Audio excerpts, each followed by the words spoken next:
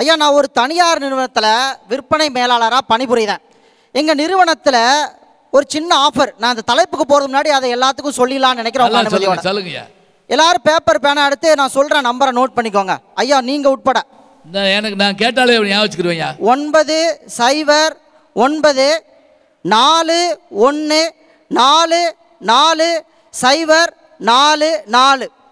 இந்த நம்பருக்கு நீங்கள் ஒரே ஒரு எஸ்எம்எஸ் உங்கள் பேரையும் உங்கள் ஊரையும் தட்டி விட்டீங்கன்னா 1000 ரூபாய்க்கு டாக் டைம். 10 பேருக்கு ரெஃபர் பண்ணிங்கன்னா 300 ரூபாய்க்கு உங்களுக்கு அக்கௌண்ட்டில் பணத்தை போட்டுருவாங்க. உண்மையை தானே ஐயா, 2 தடவை டைப் பண்ணிட்டாப்ல, இல்லத்தரசிக்கும் அம்மாவுக்கும் சேர்த்து. ஆக உடனே இதை நீங்கள் செஞ்சீங்கன்னா இப்போ உங்களுக்கு கிடைக்கும். உங்கள் வேறு எத்தனை பேர் முகத்தில் சந்தோஷம் பார்த்தீங்களா? அத்தடி நம்பர் சரியாக கேட்டமா இல்லையான்னு பல பேருக்கு வேறு. இது நான் விட்டது ரீலு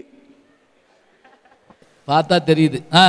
ஆக உங்களை கொஞ்ச நேரம் சந்தோஷமா வச்சுக்கிறதுக்கே இந்த பணங்கிற விஷயம் தேவைப்படும் பொழுது நீங்கள் ஆயுள் முழுவதும் சந்தோஷமாக இருக்கணும்னா, மகிழ்ச்சியாக இருக்கணும்னா அதுக்கு பணம் தாயா முக்கியம். ஐயா, இன்னைக்கு கோயிலெல்லாம் போய் நம்ம எப்படி இப்போ நான் தெரியாமல் கேட்குறேன், அந்த நம்பர் உண்மையிலே யார் நம்பரு? அது ஏன் நம்பர் தான், சுவிட்ச் ஆஃப் பண்ணி வச்சிருக்கேன். நல்ல வேலை போங்க. ஏன்னா நம்ம வாட்டுக்கு போட்டு போலீஸ் ஸ்டேஷன்ல ஆள் வந்துருச்சுன்னா எத்தனை பேர் கிளம்பிருக்கீங்க இப்படின்னு சொல்லி. ஐயா, இன்னைக்கு நம்ம கோயிலெல்லாம் போய் எப்படி வழிபடுறதுன்னு தெரியுமா? உண்மையை நிதர்சனத்தை யதார்த்த பேசணும். இன்னைக்கு எல்லாரும் பேசுறாங்க மனம் படிச்சவங்களா மெத்த படிச்சவங்களா. உண்மையில எப்படி வேண்டாம்? எந்த பள்ளிக்கூடம் போனாலும் போகாட்டாலையும் கவலையை மறக்கிறதுக்கு காசு கொடுக்கணும் சுவாக. பட்டங்கள் பல பெற்று பாரிலே உயர்ந்து நிற்கிறதுக்கு பணம் வேணும் சுவாக. துன்பங்கள் எத்தனை வந்தாலும் துச்சமா மதிச்சு போட்டு அதற்கெல்லாம் போக்குறதுக்கு துட்டு வேணும் சுவாக. உலகத்தில் எந்த மனுஷன் எந்த லோகத்தில் இருந்தாலும் அவனை இழுக்கும் மகாசக்தியான மணி வேணும் சுவாக. இந்த விஷயம் என்ன தெரியுதுன்னா, இன்னைக்கு நாடும் வீடும் நல்லா இருக்கணும் 5 விஷயம் தாயா. காசு, பணம், துட்டு, மணி மணி மணி. இவ்வளவுதான், எல்லாம் ஒண்ணுதான் ஐயா. இதையும் குறிச்சுடாங்க நீங்க வாட்டுக்க நம்பர் மாதிரி. இன்னைக்கு ஒன்றும் இல்லை, வரி போட்டாங்க. அப்போ என்ன சொன்னாங்க தெரியுமா? வீடும் நாடும் சிறக்க வேண்டுமெனால் பொருளாதாரத்தில் எல்லாரும் வரி கட்டணுனாங்க. இன்னும் கொஞ்ச நாளில் ஒரு அறிவிப்பு வரும், பொண்டாட்டிய டீ போட்டு சொன்னாலும் ஜிஎஸ்டி கட்டிட்டு சொல்லும்பா. 15 தடவை சொல்லியிருக்கியா? 18%யா? ஐயா 36 தடவை சொல்லிட்டேன். சரி போ, அடுத்த தடவை சேர்த்து கட்டிக்கோ அப்படின்னு சொல்லி விடுவாங்க.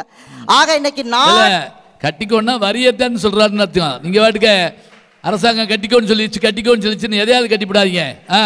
ஆக இன்னைக்கு பணங்கிறது மிகப்பெரிய விஷயமா ஆயிடுச்சுங்கய்யா. கொஞ்ச நாளைக்கு முன்னாடி ஒரு அறிவிப்பு வந்துச்சு, பணமே செல்லாது அப்படின்னு.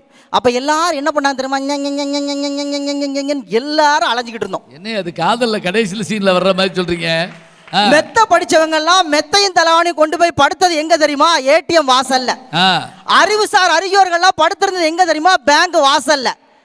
ஆக ஒரு 5 நிமிஷம் கூட பணம் இல்லாமல் இருக்க முடிஞ்சுதா? அன்னைக்கு போய் ஒரு உணவகத்தில் போய், ஐயா நான் எம்பிஏ படித்தேன், என்கிட்ட துட்டு இல்லை, சோறு போடுனா அந்த எம்பி டேபிள் துடைக்கிறான் பாரு ஒருத்தர் எம்பிஏ படித்தவன்.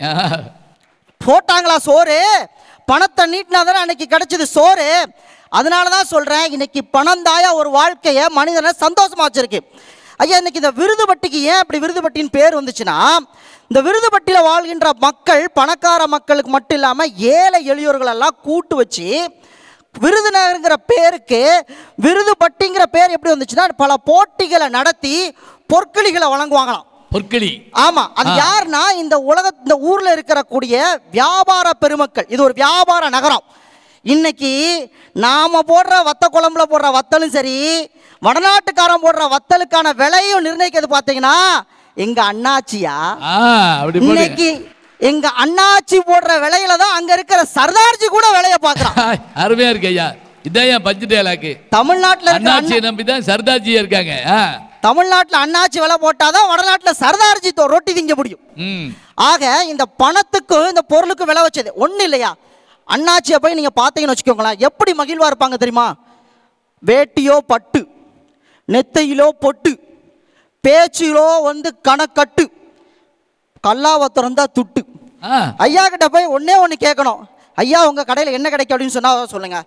மிளகா, சோப்பு வத்தை, புளி, பூண்டு, தரப்பூண்டு, மலைப்பூண்டு, இஞ்சி, சீரகம், கருஞ்சீரகம், மிளகு, வெந்தயம், கடுகு, சோம்பு, பட்டை, கிராம்பு, முந்திரி பருப்பு, தோரம்பருப்பு, உளுந்தம்பருப்பு, கடுகு உளுந்தம்பருப்பு, வெந்தய பருப்பு, கடுகு உளுந்தம்பருப்பு, முளைக்கீரை, அவரைக்கீரை, நீர் பூசணிக்காய், கல்யாண பூசணிக்காய், சோம்பக்கிழங்கு, சேம்பக்கிழங்கு, உருளைக்கிழங்கு, கருணக்கிழங்கு, அவரைக்காய், கொத்தவரைக்காய், மாங்காய், தேங்காய், புளியங்காய், கோவக்காய், வெள்ளை அவரை, பச்சை அவரை, காராமணி, தட்டைப்பயிறு, காராமணி, சுரைக்காய், பச்சைக்கோசு, முட்டைக்கோசு, பூங்கோசு, தலைக்கோசு, மிளகா, குடமிளகா, மஞ்சக்கிழங்கு, கருணக்கிழங்கு, கருங்கிழங்கு, பூங்கோதை, முளைக்கீரை, அகத்திக்கீரை, சிறுகீரை, தண்டங்கீரை, வெத்தமல்லி, கூரப்பூ, கொத்தவரங்காய், புதினா, சீமப்பட்ட, சேமக்கிழங்கு, வெள்ளரிக்காய், கருவேப்பிலை, கொத்தமல்லி வரைக்கும் சொல்லிடுவாப்ல.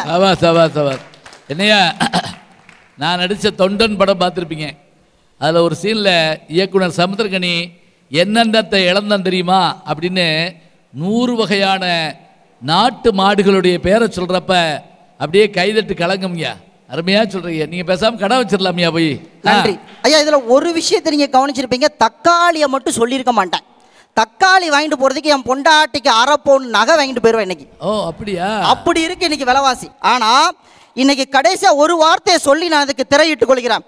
கையிலும் பையிலும் நோட்டம் இருந்தால் கூட்டம் கூடும் முன்னோடு. இல்ல, கையிலும் பையிலும் நோட்டம் இருந்தால் கூட்டம் இருக்கும் முன்னோடு.